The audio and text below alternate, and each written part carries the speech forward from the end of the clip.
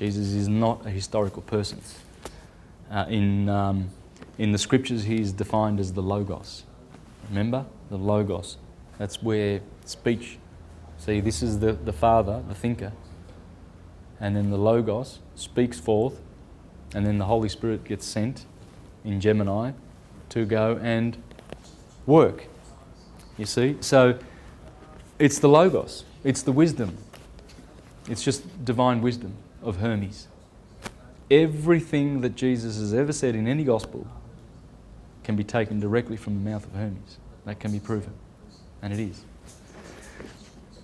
But there's a gospel called the Discourse on the 8th and the 9th. And that's what I'm encouraging you to read. The 8th and the 9th. That's talking about the 8 rings of the octave that we live in. So they were talking about that science in the Nag Hammadi documents. Okay? So I urge you to have a read of some of those if you're interested in knowing who Jesus really is. So we can put all this back into perspective, because Rome has told us that it's a historical person, and we will only have salvation by that historical person. I've proven with all my videos, not just this one, all my presentations, that is wrong. Jesus is, in fact, the spiritual essence of who we are. Oh, look, there would have been someone historically that would have taken that name, just like there would be a historical Jesus, if you like, because the mystery school that was around in the Middle East that was churning out Jesuses was operating until Titus came along and destroyed it. Remember Titus's arch? He commemorated the destruction of the Jerusalem, and they've got the Jewish menorah. Remember that? The Arch of Titus in Rome. Well, he commemorated that, the destruction, because what they did was they destroyed one of the Mediterranean's schools where you could go and be initiated. And in the initiation, you had to go through ordeals, you see. So they were actually putting people on crosses. They were doing it. They used to do this in Egypt. You know, this is why Freemasons, have got all their strange rituals. It's all based on this. This is Freemasonry. And they have to, go through the ordeals just like the son goes through the ordeals, betrayal, and then, blindfolded, and then killed, and then he's got to climb up and run away from his enemies, Satan is always there, and then he's got to conquer, and then, there's the sign of exaltation of the sun, and here is the sign where, etc., etc., right? That's what we do in our ordeals. Now, in the Middle East, that's what they were doing. They were bringing people, they had to carry their cross up the mountain, and then they had to be hung on the cross for 3 days. And when they survived, the initiates, they were given a new name, and usually that name was Jesus. There's the Jesus. That's how it was known. It was not a historical person. It's the spiritual person in you. It's your soul. It's who you are. And then when one has achieved this illumination,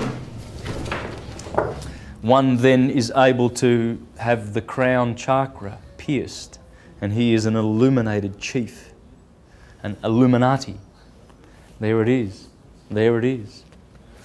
And that is, the vision that St. John had in Revelation. The moon, Mercury, Venus, the sun, Mars, Jupiter, and Saturn. All described in the first chapter of Revelation, where it says, I beheld the Lord, and his face shone like the sun. Well, that's the sun. And he had a sword that issued from his mouth. Well, that's Mars. Mars is the martial one. He's ready to fight at the drop of a hat. And he had white hair, because he was the ancient one. Well, that's Saturn, old man Cronus. He's got white hair. It's all grey. He doesn't got any, nice dyed hair. The belt around the paps.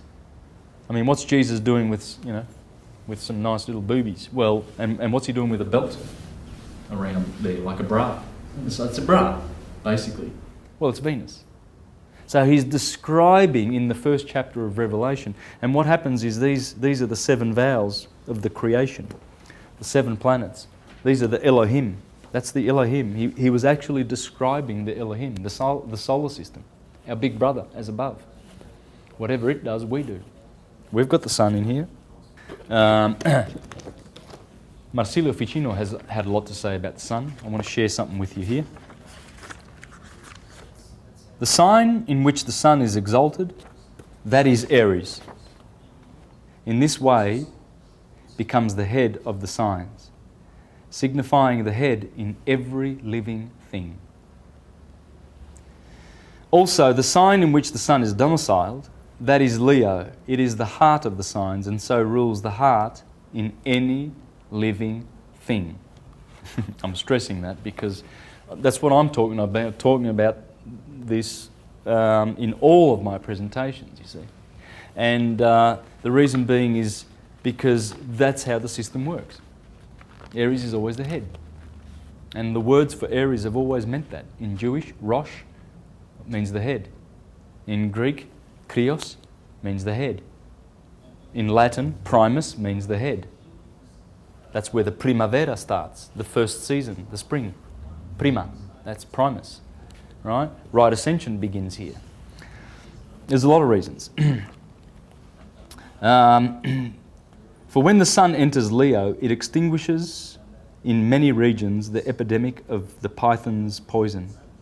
Moreover, the yearly fortune of the whole world will always depend on the sun, on the entry of the sun into Aries. And hence, from this, the nature of any spring may properly be judged, just as the quality of summer is judged from the ingress of the sun into Cancer,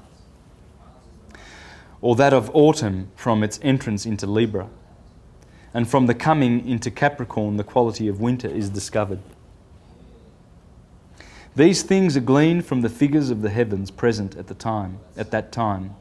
Since time depends on motion, the sun distinguishes the 4 seasons of the year through the 4 cardinal signs. Similarly, when the sun returns by the exact degree and minute to its place in the nativity of any person, his share of fortune is unfolded through the whole year. It happens in this way because the movement of the sun is the first and chief of the planets, is very simple, as Aristotle says. Neither falling away from the middle of the zodiac, as the others do, nor retrograding. You see, all the other planets retrograde. And what's retrograde? Well, you know, if you're watching the planets, you see Saturn is doing this, then all of a sudden you see him go like this. And then he goes back forward, and he goes direct. So he's transiting a sign, and then all of a sudden he goes back a few degrees. And you go, what the hell? And you're watching this, you know, wow. I was watching that last year with Saturn in Virgo, right? It goes all the way to Speaker, then it goes back the other way in Libra here, Virgo and Libra. Saturn's been here for the last couple of years, right? So it retrograded, it went back to Virgo, and then it goes back, now it's in Libra, right? Well, it's still physically in Virgo, but anyway, won't go into that because it needs a lot of explaining. But in our vortex solar system, you see the planets are all doing this, and of course, that's why every orbit is elliptical, because they're all occurring in cones. Every orbit. There's not an orbit out there that is not elliptical. And because it's doing this, you see, it's conical. So what happens is when, let's say this will be Earth, here's the Sun, there's Mercury, Venus and the Earth. Say we're about here and Saturn is coming around and say Mars is coming around here, right? Because we are travelling fast along this way, we are heading in that direction, and Mars is going around this curve, he will seem to be going backwards. You see? They don't retrograde physically. They don't sort of stop, you know, and then go back and then, well, that was good, interesting little retrograde, that was, very kinky. They don't do that. But that's how it works, because we're all following the sun in its cone, and the sun is the leader. And all the planets follow. It's Snow White and the 7 dwarves. It's Little Red Riding Hood. It's Hercules. Samson pulls down the gates of Gaza. It's Troy. It's Helen of Troy. Helen of Troy is the moon. And where's my? There it is. Now this guy, Thomas Taylor, he was interpreting all the philosophers, right? And he's the best one. But he's talking about